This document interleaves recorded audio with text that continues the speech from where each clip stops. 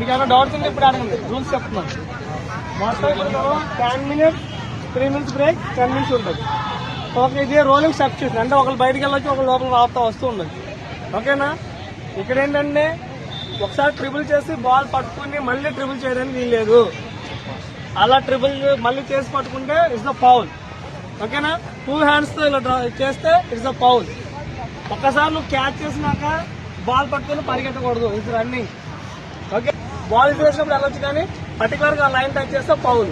అలాగే బాల్ పట్టుకుని స్ట్రగుల్ చేసినప్పుడు స్ట్రగుల్ అయినప్పుడు ఫౌల్. ఓకేనా? విజిల్ వినాలి, విజిల్ వేసినప్పుడు ఆపాలి బాల్. దేనికోసం వేసినాలి అర్థమవుతుందా? విజిల్ వేసినప్పుడు బాల్ ఆపాలి. ఒక కాలుకి తగిలితే ఫౌల్.